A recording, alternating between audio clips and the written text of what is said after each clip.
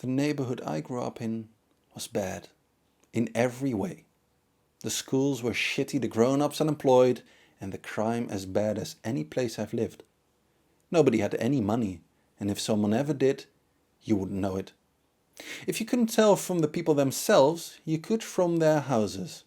Paint peeling, wood rotten, broken windows taped shut, and of course, graffiti everywhere.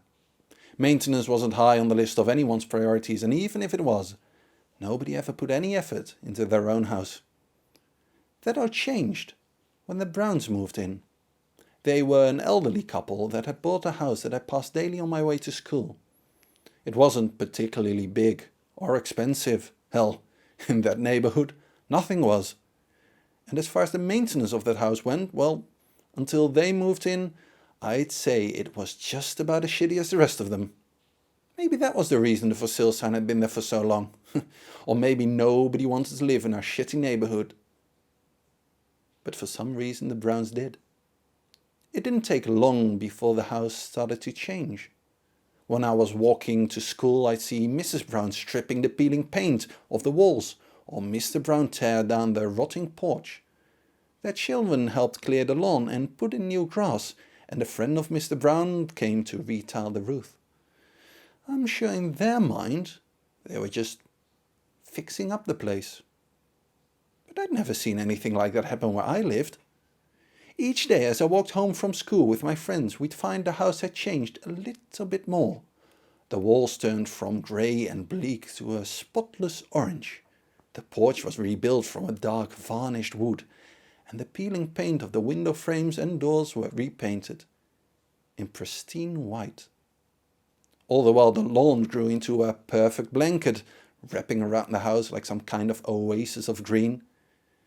By the time the Browns were done with it, that house stood out like a sore thumb, standing there all perfect between the dull and rotting houses. I loved it. It just made me feel happy as I passed it on my way to school, that one strangely beautiful house in an otherwise neglected neighbourhood. But I quickly learned that many people hated it. They would whisper about it in passing or talk about it loudly on the steps of their own house. The Browns, they'd say, think they're better than us. Just look at their house. It didn't take long before things started happening to the Browns' house. Sometimes a wall would be graffitied, or initials were cut out of the window frames. Other times their mailbox would just disappear. With the state area I was in, you wouldn't notice it anywhere else but the Browns' house. Even then, I didn't think it was anything out of the ordinary. I didn't realize what was happening, even when some mornings tire tracks curved over the lawn, having ploughed right through their beautiful green lawn. I can't even say I took particular notice when the first window was broken. What I did notice was that more and more as I made my way home from school, I'd see Mrs. Brown repaint a wall, or Mr. Brown sand the window frames. Hell, they even redid the grass so well you never could remember exactly where those tire tracks had been. It seemed that whatever happened to that house, you could be certain that within a day, Mr. and Mrs. Brown had brought it back to its perfect condition. I felt like it would always be that way. But of course, it couldn't. Maybe it happened on a single night. Maybe over the weekend when I didn't pass the house on my way to school.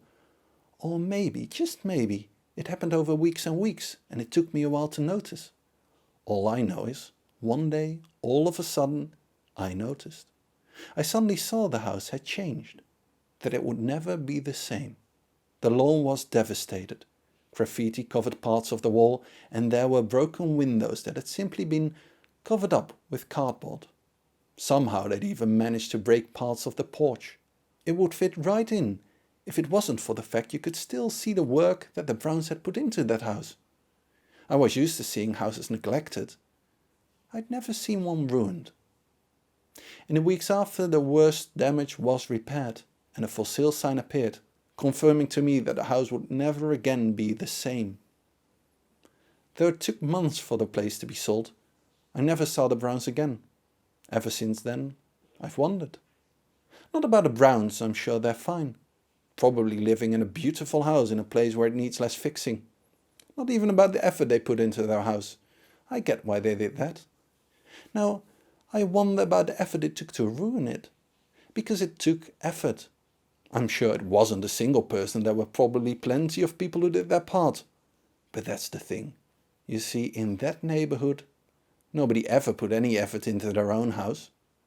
But they did put effort into that of the Browns.